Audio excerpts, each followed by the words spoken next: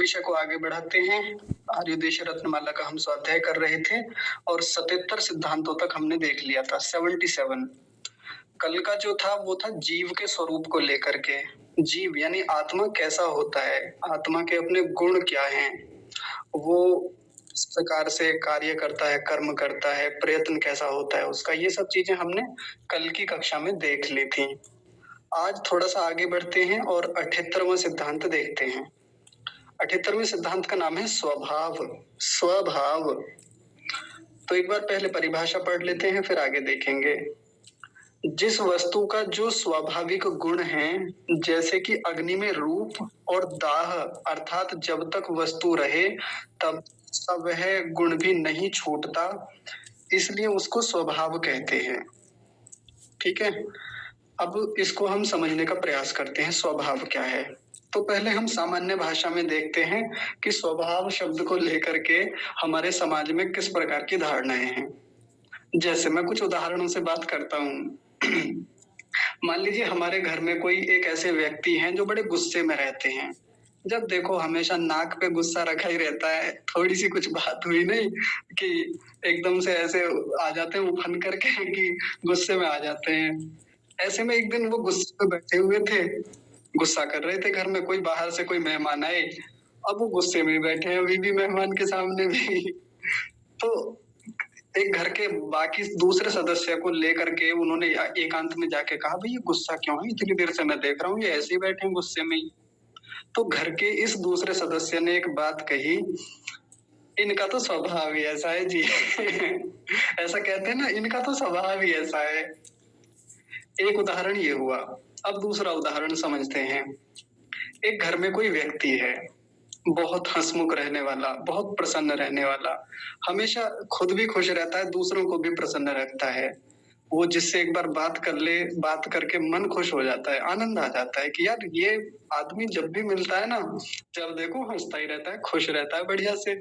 इससे मिल करके एक बड़ी एनर्जी जैसी मिलती है, हमें पॉजिटिव वाइब्स आती हैं इससे मिल करके, बात करके। फोन पे मिलते हैं, जब भी वीडियो कॉल करें, सामने मिल लें, बहुत बढ़िया व्यक्ति है। तो अब इस व्यक्ति के बारे में किसी से बात की जाए तो कैसे की जाए? भाई उनका स्वभाव बहुत बढ़िया है, बहुत बढ़िया स्वभाव के व्यक्ति हैं, और जब देखो उनका हंसमुख जैसा स्वभाव है, हंसते रहते हैं, ये उनका स्वभाव बताया जा रहा है। शब्द क्या है? स्वभाव। स्व माने अपना और भाव माने स्थिति। उनकी अपनी क्या स्थिति है, उनकी क्या अपना एक अस्तित्व है, मूल अस्तित्व क्या है, ये होता है स्वभाव। और हर वस्तु का अपना कोई ना कोई एक स्वभाव होता ही है। हर व्यक्ति का, हर जीव का, हर आत्मा का अपना कुछ ना कुछ एक स्वभाव है। तो एक बार ऋषि की परिभाषा देख लेते हैं फिर से लौट करके, और फिर कुछ और उदाहरणों से स्वभाव को देखेंगे। कह रहे हैं जिस वस्तु का जो स्वाभाविक गुण है। अब इस उदाहरण को छोड़ दीजिए और आगे पढ़ेंगे। जब तक वह वस्तु रहे तब तक उसका वह गुण भी नहीं छूटता। अब इस बात पर ज्यादा ध्यान देंगे। जब तक वो वस्तु रहे तब तक उसमें वो गुण रहे, उसी को स्वभाव या स्वाभाविक गुण कहा जाता है। फिर उदाहरण दिया यहाँ पे। उदाहरण किसका दिया? अग्नि का। अग्नि का एक स्वभाव होता है या गुण होता है। क्या गुण होता है? ताप, दाह या रूप। रूप क्यों कहा यहाँ पे? रूप उसको कहते हैं जो वस्तु दिखती है, तो उसमें रूप गुण होता है। जैसे सामने दीवार है, मुझको दिख रही है, किस रंग की है, किस आकार की है, कितनी बड़ी है, कितनी ऊंची है ना। ये सब रूप गुण के भीतर आता है, जिसको मैं देख पाता हूँ, जिसको मैं टच भी कर पाता हूँ, ये सब रूप गुण के अंतर्गत आता है। तो अग्नि में रूप नाम का भी गुण होता है। ऐसा थोड़ी होता है कि अग्नि होती है और दिखती नहीं या टच होने में नहीं आती, आती है। ये उसका रूप गुण हो गया, और ये इसमें हमेशा रहता है। जब तक अग्नि होती है तब तक ये रूप नाम का स्वभाव उसमें बना ही रहता है, ये उसका स्वभाव हो गया अपना। ऐसे ही ताप, अग्नि है तो ताप है, अग्नि नहीं है तो ताप नहीं है। इस बात को हम विशेष रूप से ध्यान देंगे, जो ऋषि ने यहाँ पे लिखा हुआ है ना, जब तक वस्तु रहे तब तक उसका वह गुण नहीं छूटता। अग्नि रहेगी तो ताप रहेगा ही रहेगा, छूट नहीं सकता, हट नहीं सकता। ये अग्नि का स्वभाव हो गया। हम कहते हैं ना कि अग्नि का स्वभाव क्या होता है? जलाना, ताप देना, है ना, हीट देना, गर्म करना, ये अग्नि का स्वभाव है। और अग्नि को समाप्त कर दीजिए। अग्नि किसी वस्तु से हट जाए, बुझ जाए, जलना बंद हो जाए, ताप बंद हो जाता है। तो ये उसका स्वभाव है, जब तक वस्तु रहती है तब तक उसमें वो गुण विद्यमान रहता है। और उदाहरणों से समझिए, जल का एक स्वभाव होता है शीतलता। यदि शीतल जल है तो सामान्य जल है, उसकी बात है, उसका ये स्वभाव है, जब तक जल रहेगा तब तक शीतलता उसमें रहती है, विद्यमान रहती है। एक जल का एक और स्वभाव होता है, वो है जिस भी वस्तु में रहता है उसी वस्तु के आकार को धारण कर लेता है। यानी तरलता उसका एक धर्म होता है, गुण होता है, स्वभाव होता है। तरलता होती ही है, तरलता जल में जिस भी पात्र में डालेंगे उसी के आकार को ग्रहण कर लेना, ये उसका स्वभाव है। आप इस स्वभाव को बदल ही नहीं सकते जब तक वो जल रहेगा। जल को आप फ्रिज में डाल दीजिए, जमा दीजिए, अब उसकी स्थिति बदल गई, अब वो जल नहीं है। अब इसके भीतर तरलता का गुण ही समाप्त हो गया, क्योंकि जल भी समाप्त हो गया। अब कम से कम वो जल नहीं है, अवस्था बदल दी हमने उसकी। तो जब तक वो अपनी मूल स्थिति में है तब तक उसका वो गुण जाता ही नहीं है, उसका स्वभाव होता है। हर किसी वस्तु का अपना कोई ना कोई एक ऐसा गुण होता है जो उसमें रहता ही रहता है। किसी भी वस्तु को उठा लें, ये मनुष्यों में भी गुण होते हैं ऐसे, जैसे अभी मैंने 2 उदाहरणों से बताया। एक व्यक्ति ऐसा है कि जब देखो वो व्यक्ति हमेशा उदास ही दिखेगा। जब देखो एक डिप्रेशन जैसी सिचुएशन में है, किसी से ना बात करना, ठीक से ना बोलना, हमेशा अपने में खोया हुआ, किसी शून्य में जैसे खोया हुआ हो, इसका स्वभाव जैसा बन गया है। एक वहीं दूसरा व्यक्ति है, खूब प्रसन्न, उत्साहित रहता है, मजे में रहता है, आनंद में रहता है, ये उसका अपना एक स्वभाव है। देखिए, वैसे तो सामान्य रूप से मनुष्यों के बारे में जब कोई बात की जाती है तो एक बात कहते हैं कि भाई इसका तो स्वभाव ही बदल गया। स्वभाव बदलने वाली चीज नहीं होती। हाँ, मनुष्यों में कई बार बहुत लंबे समय तक कोई एक गुण विद्यमान रहे तो हम सामान्य रूप से कह देते हैं कि ये उसका स्वभाव है। ये मीठा बोलना इसका स्वभाव है, गुस्सा करना इसका स्वभाव है। लेकिन स्वभाव कभी बदलता नहीं है, या बदलता है तो बहुत लंबे समय में बदलता है। इसको कहते हैं स्वभाव। हम थोड़ा और गहराई में जाके देखें एक जीवात्मा का स्वभाव, तो कल हमने उसके गुण देखे थे, आत्मा के, जीव के क्या क्या गुण देखे थे। जैसे एक गुण था चेतना या चेतनता, चेतन। ये गुण हमेशा रहता है और ये उसका स्वभाव है, अपना मूल स्वभाव, हटेगा ही नहीं कभी। यानी ज्ञान तो आत्मा में रहना ही रहना है। चेतना किसको कहते हैं? ज्ञान होने को चेतना कहा जाता है, चेतनता कहा जाता है। आत्मा है तो चेतना रहेगी, चेतना को हटा दें तो आत्मा का अस्तित्व ही खत्म हो जाएगा। ये उसका स्वभाव है, ये उसका स्वाभाविक गुण है। सुख दुख को ग्रहण करना, सुख दुख को महसूस करना, अनुभव करना, ये जीवात्मा का स्वभाव होता है। हाँ, ये कभी नहीं छूट सकता। जब तक जीवात्मा है, उसका उसका एग्जिस्टेंस है, तब तक वो ये उसमें गुण रहेगा ही रहेगा। आप जीवात्मा होता नहीं है वैसे तो, लेकिन मान लीजिए कि समाप्त हो जाए तो उसका ये सुख दुख को अनुभव करने का गुण खत्म हो जाएगा, यानी स्वभाव ही खत्म हो जाएगा। तो यहाँ एक बड़ी गहरी बात है इस परिभाषा में समझने की। जब भी हमें किसी वस्तु का स्वभाव पता करना हो तो हम ये देख लें कि जब तक वो वस्तु रहती है तब तक तो उसमें दिखता है वो गुण, वस्तु खत्म हो गई तो वो गुण भी खत्म हो गया। इसे कहते हैं स्वभाव। मनुष्यों में देखना हो, किसी जीव में देखना हो, तो जिसमें बहुत लंबे समय तक कोई गुण लगातार बना रहता है, उसका ऐसा स्वभाव है जी। जैसे किसी व्यक्ति का स्वभाव देखा होगा, मेरा भी रहा बहुत लंबे समय तक, कि एक बालक को ही उदाहरण लेके चलते हैं। मैं अपना ही बता देता हूँ कि बचपन से एक आदत थी अकेले रहने की, एकांत कमरे में। कोई भी आ रहा है, कोई भी जा रहा है, कितने लोग घर में आए, मेहमान आए, घर में विवाह हुआ, शादी हुई, फंक्शन हुए, पड़ोस में हुए, कहीं जाने का कोई मतलब नहीं। अपने कमरे में, अपने घर, घर से खेत, खेत से घर या स्कूल, ये 3 स्थान थे जो एक ट्रायंगल बनाते थे। स्कूल से घर, घर से खेत, खेत से, ऐसे करके बनता रहता था, वो चलता रहता था। इसके अलावा और किसी से मिलना जुलना कुछ नहीं था। तो मेरे बारे में लोगों का एक परसेप्शन बन गया था कि भाई इसका स्वभाव तो ऐसा ही है, ये किसी से बातचीत करना पसंद नहीं करता, ये अकेला रहना पसंद करता है। ये मेरा स्वभाव जैसा था। और स्वभाव ही था, आज भी वैसा ही है लगभग। हालाँकि अब समाज में निकलते भी हैं, बातचीत भी होती है, लेकिन मूल स्वभाव क्या है? एकांत में रहना, स्वयं पर काम करना, ये स्वभाव है। सबके अपने-अपने स्वभाव हैं, किसी का स्वभाव घूमना होता है, पसंद आता है उसे घूमना, उसका गुण है, उसको घुमक्कड़ी जीवन पसंद है। बाहर घूम के चीज़ों को ऑब्ज़र्व करना, देखना, लोगों से मिलना, बातें करना, प्रकृति को देखना, ये उसका अपना एक स्वभाव है।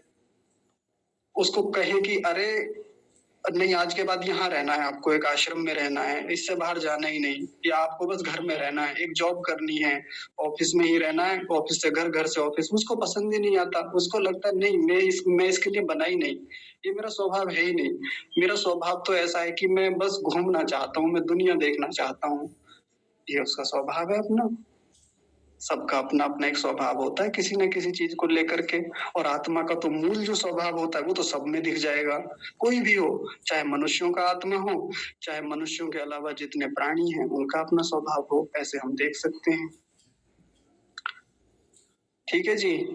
और देख लीजिए, चलिए और 2-4 उदाहरणों से हम बात को समझ लेते हैं।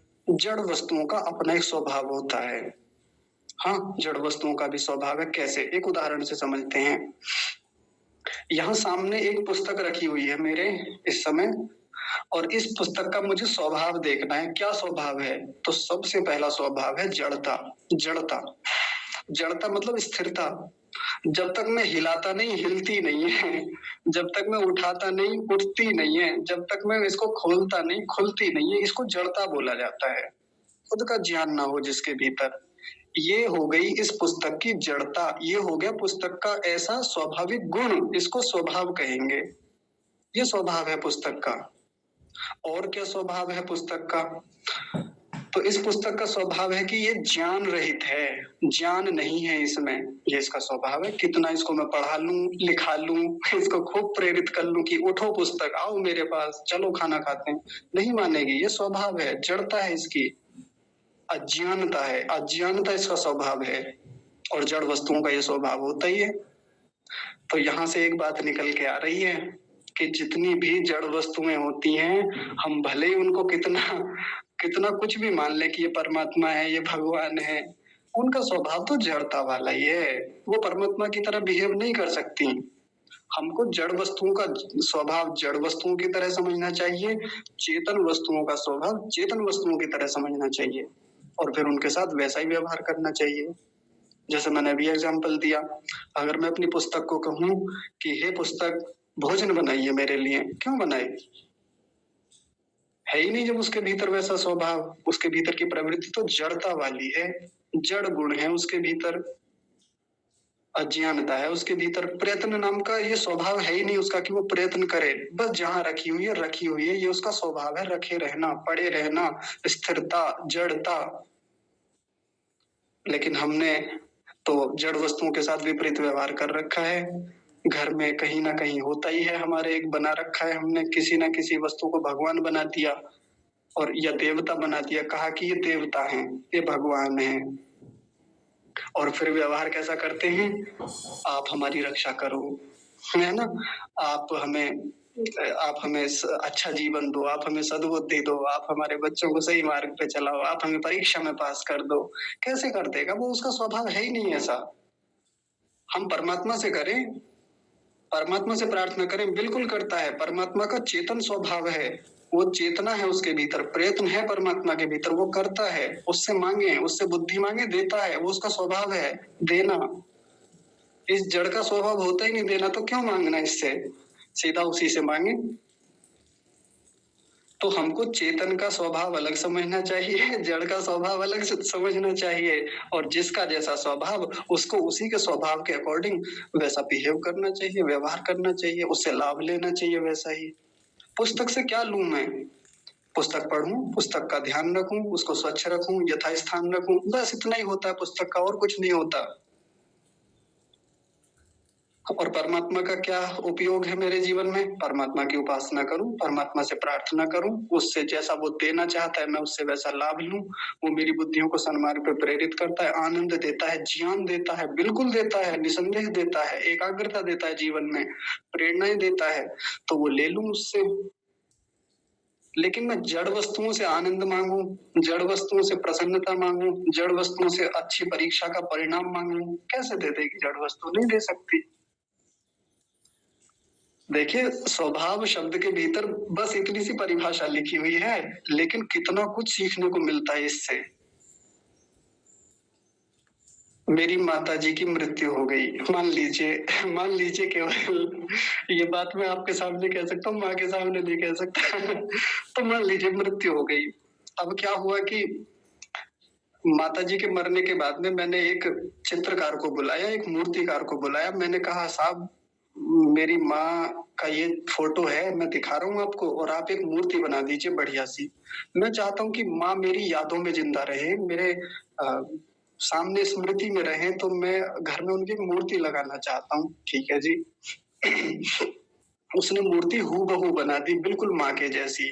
मैंने घर के एक कक्ष में बढ़िया से सजावट करके माँ की मूर्ति यथास्थान रख दी।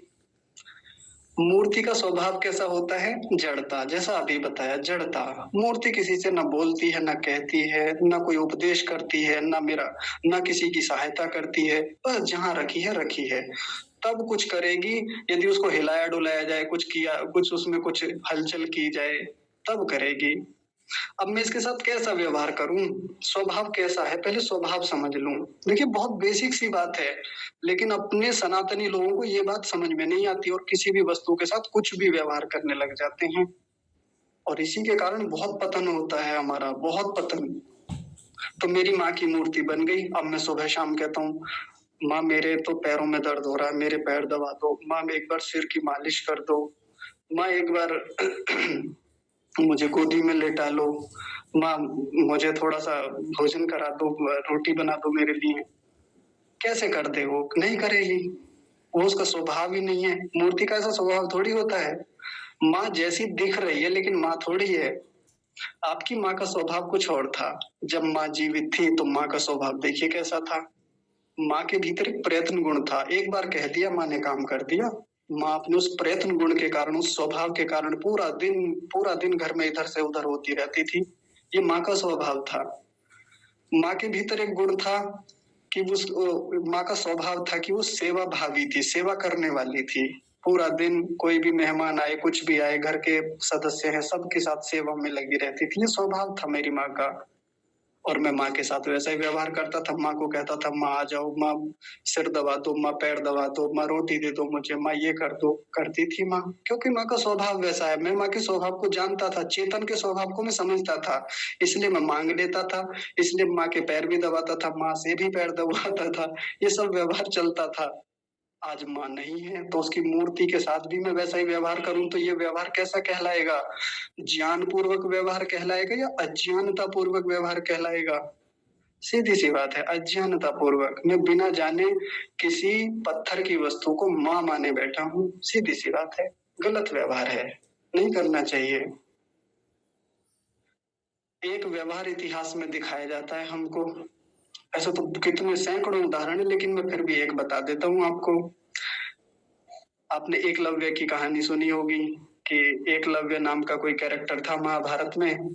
उसको जब जब उसको विद्या पढ़ने की इच्छा हुई, जब उसको लगा कि मुझे भी धनुर्विद्या सीखनी चाहिए, तो वो गुरुकुल में द्रोणाचार्य के पास गया। द्रोणाचार्य से निवेदन किया कि आप मुझे धनुर्विद्या सिखाइए, मेरी बड़ी प्रबल इच्छा है। कौन जात हो? जैसे आजकल चल रहा है ना, कौन सी जाति है आपकी, कौन जात हो भैया? तो ऐसा पूछा गया, जबकि मुझे नहीं लगता कि ऐसा कुछ मामला रहा होगा वहां पे। ये कहानी बता रहा हूँ, जो कहानी चलती है। तो पूछा गया होगा, उन्होंने कहा कि मैं भील हूँ, वनवासी हूँ, वन में रहता हूँ, आपको नहीं सिखा सकते। मना कर दिया, भेज दिया। क्यों? हम तो राजकुमारों को सिखाते हैं जी। उसने एक मूर्ति बना ली अपने गुरु की, द्रोणाचार्य की वैसी। अब क्या करते? मूर्ति के सामने जाते, हाथ जोड़ते, उनके पैर छूते, और फिर धनुष बाण उठाते, और फिर धनुर्विद्या का अभ्यास करते। और एक समय ऐसा आया जब वो धनुर्विद्या में इतने पारंगत हो गए कि एक बार की बात है, द्रोणाचार्य अपने शिष्यों के साथ वन में घूम रहे थे। जैसे वनों में घूम रहे थे तो इनका अपना कुत्ता भी होता था, साथ में कुत्ता लेके चल रहे थे। कुत्ता आगे जाके देखा तो दूर निकल गया, कहीं भौंकने लगा। भौंकते भौंकते अचानक से फिर उसकी आवाज आनी बंद हो गई। वो जाके देखा तो कुत्ते के मुख में बहुत सारे बाण भरे हुए हैं। लगा एक भी नहीं है, खून बिल्कुल नहीं निकला है, लेकिन बाणों से उसका मुख ऐसा भरा हुआ है कि बोल नहीं पा रहा है, भौंक नहीं पा रहा है। जाके देखा तो एक योद्धा सामने खड़ा हुआ है और उसकी वेशभूषा कैसी है? आदिवासियों जैसी, वनवासियों जैसी। उससे पूछा, भाई आप कौन? इन्होंने कहा, मैं वही एकलव्य हूँ जो आपके पास एक बार गया था, जिसको आपने मना कर दिया था। ये काम आपने किया है? हाँ जी मैंने किया है। सच में आपने किया? हाँ जी। वो आश्चर्यचकित हो गए। फिर वो अंगूठा मांगने वाला कुछ सिस्टम चला। जैसी भी कहानी, मुझे नहीं पता सच्ची है झूठी है, लेकिन इसमें जो एक बात सिद्ध करके दिखाई जाती है कि गुरु की मूर्ति बना ली और उसी से सीख लिया। झूठी बात है। मैं किसी से कहता हूँ कि मैं अपनी मूर्ति बना के दे रहा हूँ, मान लीजिए जैसे वंशिकाएं हैं या वंश हैं, मैं इनको पढ़ाता हूँ और मैंने कहा लो ये रहा मेरा फोटो और सामने घर पे जड़वा लो बढ़िया से, और फिर मैथ पढ़ना इससे, इस फोटो से कहना कि गुरुजी मैथ पढ़ा दो मुझे ये क्वेश्चन सॉल्व करा दो, ये समझ में नहीं आ रहा। बताइए हो पाएगा क्या ऐसे? असंभव, नहीं हो पाएगा, झूठी बात है। हमने एकलव्य की कहानी को सच्चा मान लिया। हाँ, बच्चा इतना तो कर सकता है कि भाई खुद की प्रैक्टिस करे, किसी और से पूछ ले, कुछ पहले की नॉलेज है उसको लेके आगे बढ़े, तो कई बार मैथ को सेल्फ प्रैक्टिस से सॉल्व किया जा सकता है, बढ़ाया जाता है, धीरे धीरे पढ़ सकता है बालक, और वो ही शायद उसका अभ्यास रहा होगा एकलव्य का। इतना मामला है बस। अगर हम समझते हैं कि मूर्ति का स्वभाव जड़ता वाला है, वो कुछ नहीं कर सकती स्वयं से, उसके भीतर सामर्थ्य नहीं है, तो फिर हम क्यों उससे दूसरा प्रकार का व्यवहार लेते हैं? नहीं लेना चाहिए। हम मूर्ति से एक व्यवहार बड़ा अच्छा सिद्ध होता है, वो है प्रेरणा लेना। प्रेरणा, मान लीजिए मेरे घर में श्री राम की मूर्ति लगी हुई है या शिवाजी की लगी हुई है, तो मुझे देख के एक प्रेरणा होती है, मुझे एक उससे ये सीखने को मिलता है कि इनका चरित्र ऐसा था, इतना महान महान योद्धा थे, ऐसे थे जी, इनके भीतर के ये सुंदर गुण थे, ये तो सीखने को मिलता है बस। इसके अलावा हम सोचते हैं कि श्री राम की मूर्ति हमें कुछ भोजन दे देगी या हमारा कल्याण कर देगी, असंभव, नहीं है उसका वैसा स्वभाव, नहीं कर सकती, सीधी बात है। जिस दिन हम इन जड़ वस्तुओं के स्वभाव को जड़ वस्तुओं की तरह देखने लगे और चेतन वस्तुओं के स्वभाव को चेतन वस्तुओं की तरह देखने लगे, उस दिन चीजें बहुत ठीक हो जाएंगी। जीवन के बहुत सारे संकट कम हो जाएंगे, या जितने हमने इतिहास में संकट देखे हैं ना अपने देश में, वो संकट कम हो जाएंगे। मतलब मुझे सीधे सीधे कहना नहीं चाहिए, लेकिन फिर भी जब प्रकरण है तो देखिए, अब एक घटना बस इसी से संबंधित सुन लेते हैं। सोमनाथ के मंदिर में मूर्ति लगी हुई है बीचों बीच, मंदिर में बीचों बीच मूर्ति इस रूप में रखी हुई है कि ना तो नीचे किसी चीज पे टिकी हुई है, ना ऊपर किसी जंजीर वगैरह से लटकी हुई है। बड़ा आश्चर्य है, लोग देखते हैं कि देखो यार कितनी कमाल की चीज है। मूर्ति में ना तो नीचे से कुछ लगा हुआ है, कोई आधार नहीं है, कोई बेस नहीं है, ऊपर से भी नहीं लटकी हुई, बड़ा कमाल का चमत्कार है। और हमारे लोगों को तो ऐसी चीजें दिख जाएं और उसके पीछे का साइंस पता ना हो, तो फिर तो ये मान दिया जाता है कि सीधा भगवान का चमत्कार है। लोग आते थे, श्रद्धा होती है उनकी, अपनी एक आस्था है, अपनी भाव है, वो भावना कहें अभावना कहें, आप समझते हैं इस बात को। और फिर वहां वो सब चलता है जो आज भी चलता है, उस समय भी चलता था। ये बात पहुंची थी गजनी, अफगानिस्तान में एक स्थान है गजनी, और वहां एक व्यक्ति रहता था, उसका नाम था महमूद गजनबी। उसको ये बात सुनने को मिली, उसने भी सोचा कि चलो हम भी देखें चल के।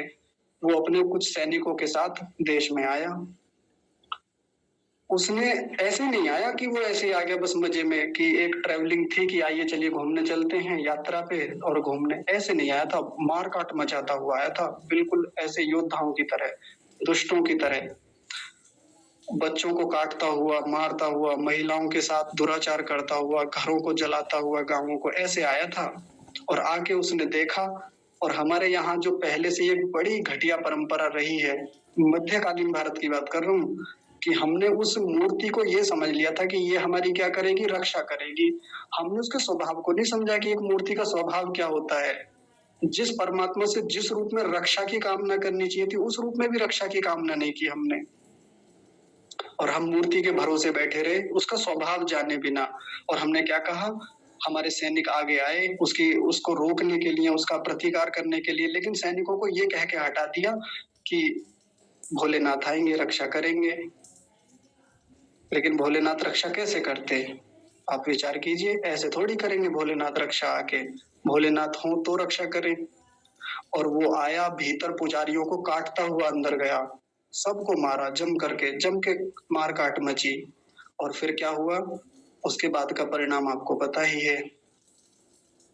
उसने भीतर जाके देखा देखा तो मूर्ति बीचों बीच लटकी हुई है। उसको आश्चर्य हुआ, लेकिन वो स्वभाव समझता था मूर्ति का क्या स्वभाव होता है, एक जड़ वस्तु का क्या स्वभाव है। उसने मंदिर की 2-3 दीवारें तोड़ी, यानी चुंबक का वहां पर आकर्षण था। जैसे चुंबक के 2 ध्रुव होते हैं ना, नॉर्थ ध्रुव और साउथ ध्रुव होते हैं, नॉर्थ पोल साउथ पोल। यदि उनको सेम यदि सेम पोल हो तो वो एक दूसरे को क्या करते हैं, प्रतिकर्षित करते हैं, दूर हटाते हैं। यही वहां पे उन्होंने सिस्टम किया हुआ था, जिसके कारण मूर्ति लटकी हुई थी आप बीच में। उसने वो दीवार तोड़ के उसने वो आकर्षण खत्म कर दिया मूर्ति का, चुंबक का। मूर्ति नीचे गिर गई, और मूर्ति नीचे गिरी, और बस फिर वो कितनी लूट मचाई है उसने वहां, इतिहास में हमको सबको पता है। ये बहुत गंभीर बात मैं इसलिए बता रहा हूँ क्योंकि इतिहास में हम लोगों से बहुत बड़ी भूलें हुई हैं इस रूप में। हमने परमात्मा के स्वभाव को परमात्मा का स्वभाव नहीं समझा। हमने जड़ वस्तुओं के स्वभाव को जड़ वस्तुओं जैसा स्वभाव नहीं समझा, और इसके कारण हम बहुत लुटे हैं। हमने अपने देश को यहाँ इस स्थिति में पहुंचा लिया। आज भी ये सब चीजें हैं, यथावत हैं, और जिसके कारण बहुत खराब स्थितियां हैं इस एक चीज को न समझ पाने के कारण से। ठीक है, तो हम सभी लोग एक बार इस स्वभाव पर विचार करेंगे, और जिस वस्तु का जैसा स्वभाव है उसके साथ हम वैसा ही व्यवहार करने का प्रयास करेंगे। एक दूसरा सिद्धांत और देख लेते हैं, वो है प्रलय। प्रलय की परिभाषा क्या लिखते हैं? जो कार्य जगत का कारण रूप होना, अर्थात जगत का करने वाला ईश्वर जिन जिन कारणों से सृष्टि बनाता है कि अनेक कार्यों को रच के यथावत पालन करके पुनः कारण रूप करके रखता है, उसका नाम प्रलय है। तो ये जो प्रलय शब्द है ये संसार में खूब प्रचलित होता है, खूब इसके बारे में बातें होती हैं। जैसे मैं जब भी बचपन से इस प्रलय शब्द को सुनता हूँ तो इसके सुन करके एक बड़ी अजीब सी फीलिंग आती थी। जैसे बचपन से सुनते थे कि प्रलय क्या होती है तो पता है हमको क्या बताया गया प्रलय के बारे में?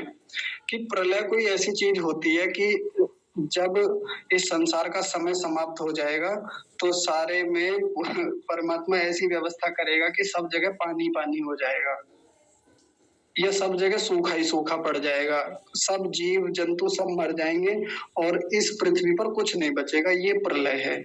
ये हमको प्रलय का स्वरूप बताया गया, बचपन से ऐसा ही सिखाया गया। क्योंकि कुछ शास्त्रों के नाम पे कुछ ऐसी पुस्तकें थी जो ऐसी बातें करती थी। हाँ, कई सारी पुस्तकें हैं जिनमें ऐसा लिखा हुआ है, जिनको हम धार्मिक शास्त्र मानते हैं, उनमें प्रलय का ऐसा ही स्वरूप बता रखा है। एक कहानी पढ़ते थे कि एक बार प्रलय आई, ब्रह्मा ने प्रलय कर दी, और प्रलय करने के बाद में संसार में कुछ भी नहीं बचा, चारों ओर पानी पानी हो गया। और उस समय महर्षि मनु थे, वो बचे बस। देखिए क्या गोलूबन वाली कहानियां सुनाई जाती हैं।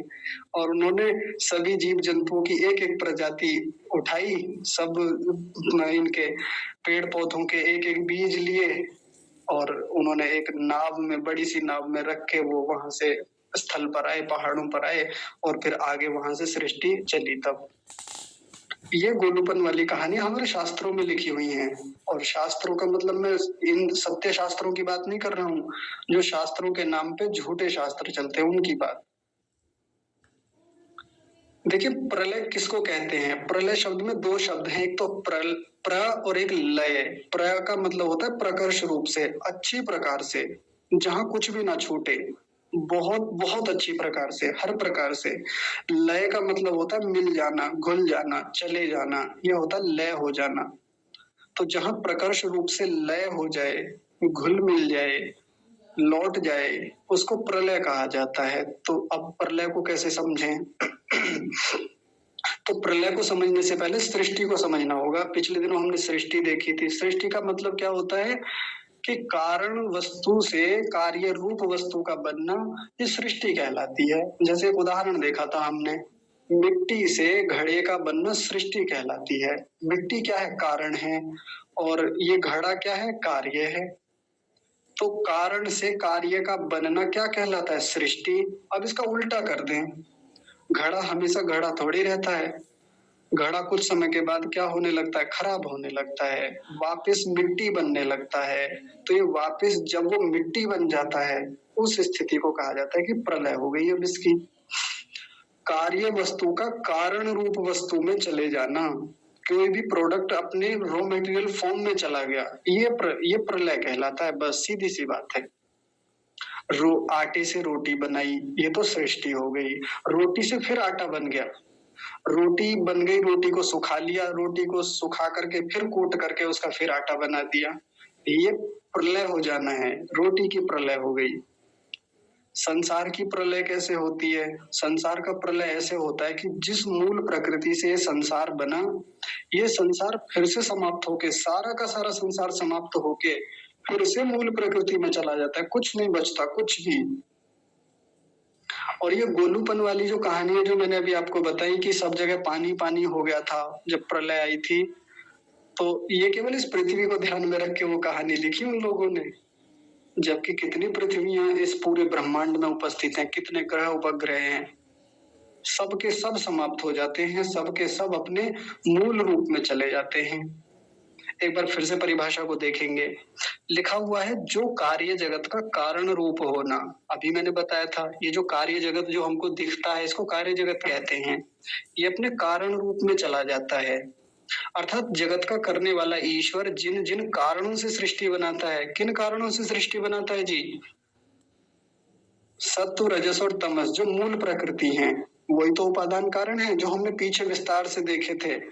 उनसे सृष्टि बनाता है और अनेक कार्यों को रच के यथावत पालन करता है। फिर इस पूरे संसार का पालन करता है और पालन करने के बाद क्या करता है? पुनः कारण रूप करके रखता है, उसका नाम प्रलय है। बस सीधा सा कंसेप्ट है ये। सारे संसार को एक निश्चित समय के बाद अपने कारण रूप में पहुंचा देता है, ये है बस उसका प्रलय। एक और उदाहरण से समझते हैं, लौकिक उदाहरण देख लेते हैं तो और बात स्पष्ट हो जाएगी। जब हमको कोई, मान लीजिए लोहे की कोई वस्तु बनानी है, कोई कुर्सी बनानी है लोहे की, तो क्या किया जाता है? पहाड़ों से रॉ मटेरियल लोहा खोद के लाया जाता है, अयस्क खोद के लाए जाते हैं, उनको लाके शुद्ध किया जाता है, शोधन किया जाता है, पिघलाया जाता है, उनकी अशुद्धियां निकाली जाती हैं और निकाल करके उसको सांचों में डाल करके या मशीनों के माध्यम से क्या किया जाता है? एक कार्य रूप दिया जाता है, कुर्सी का कार्य रूप। कुर्सी बन गई उसकी, ये हो गई सृष्टि। अब कुर्सी चलते चलते खराब हो गई, बहुत बेकार हो गई, बहुत पुरानी हो गई, टूट फूट हो गई, ये कबाड़ी वाले को दे दी हमने। कबाड़ी वाला क्या करता है? इसको ले जा करके फिर से किसी न किसी फैक्ट्री में पहुंचा देता है जहां रिसाइकलिंग होती है, वहां ले जाके दे दी। अब वो रिसाइकिल करने वाले क्या करते हैं? इसको पकड़ के इस कुर्सी को तोड़ फोड़ करके और इसको क्या कर देते हैं? भट्टी में डाल देते हैं। भट्टी में बहुत दहन होता है, बहुत तीव्र वहां का ताप होता है, बहुत ऊंचे तापमान पे तपाया जाता है, ये फिर से रॉ मटेरियल में पहुंच जाती है। जिस चीज से बनी थी बिल्कुल उसी फॉर्मेट में फिर से पहुंच गई। ये होता है प्रलय हो जाना, ये कुर्सी का प्रलय हो गया।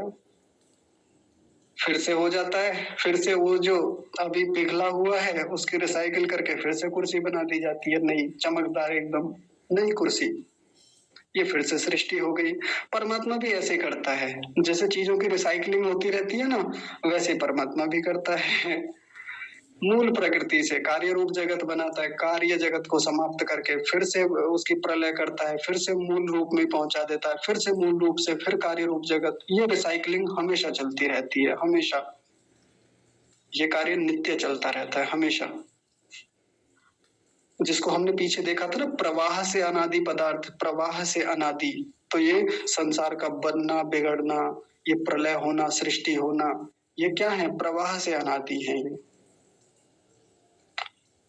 ठीक है जी, तो आज का विषय हम इतना ही रखेंगे। आज हमने दो चीजें देखी, एक तो स्वभाव देखा और एक प्रलय देखा। हम इन पर और विचार करेंगे। और किसी को कोई बात समझ में नहीं आती है तो आप पूछिए, या किसी को कुछ कहना है तो बताइए।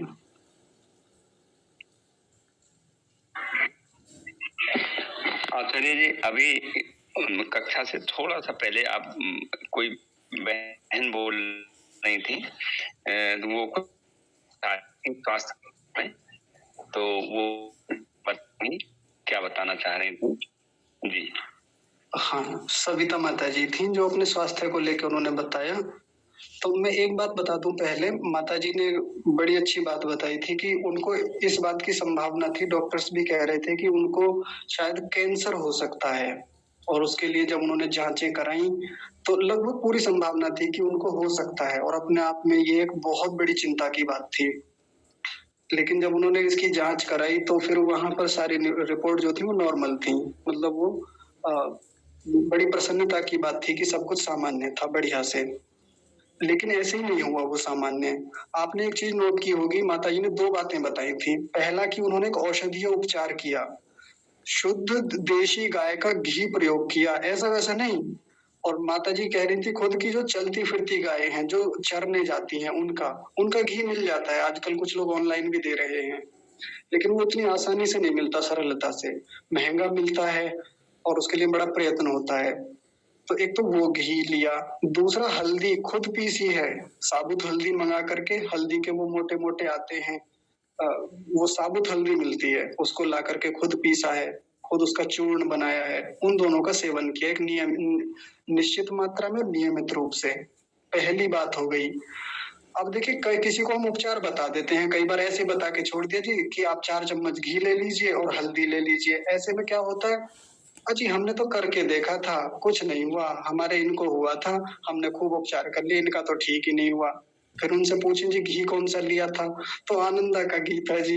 ये किसका था, वहां से लाए थे जी गाय का। कैसी गाय थी, नहीं गाय का तो पता नहीं जी कैसी थी, पर गाय का बताया था।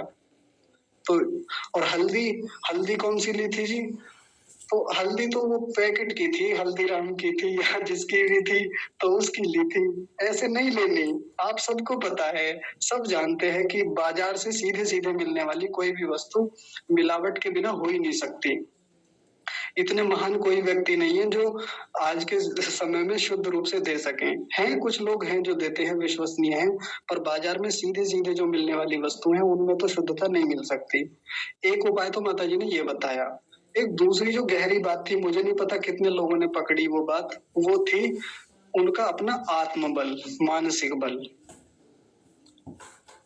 खुद पर काम किया है भीतर से कि मुझे हो ही नहीं सकता कैंसर, मुझे हो ही नहीं सकती ये बीमारी, या हो गई तो मैं जल्दी ठीक कर लूंगी, रिकवर कर लूंगी। ये साइकोसोमेटिक इफेक्ट बोला जाता है। साइकोसोमेटिक इफेक्ट, मन में चलने वाली स्थितियों से शरीर पर पड़ने वाला प्रभाव, अच्छा भी होता है बुरा भी होता है। जैसा हम भीतर से अपने आप को तैयार करते हैं वैसा शरीर रिएक्ट करने लगता है, वैसी उसकी स्थितियां बनने लगती हैं। कितनी बार मरीजों की ये स्थिति हो जाती है जी, ना अब तो मैं ठीक हो ही नहीं सकता, अब बतेरे बहुत उपाय कर लिए नहीं हो सकता। जब किसी की ये स्थिति बन जाएगी ना, दुनिया का कोई डॉक्टर ठीक नहीं कर सकता उसे। लेकिन इतनी गंभीर स्थितियां होने के बाद भी माता जी के भीतर जो एक सबसे सकारात्मक चीज देखने को मिली, एक तो गायत्री जप करना और अपने आप में ये आत्मबल रखना, हो जाएगा ठीक, अरे कुछ नहीं है, हो जाएगा। ये जो सकारात्मक चीज है इन्होंने बहुत जल्दी रिकवर किया।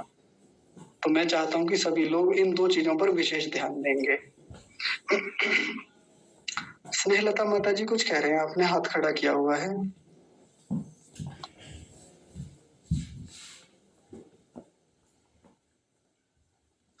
माता जी कुछ कह रहे हैं आप?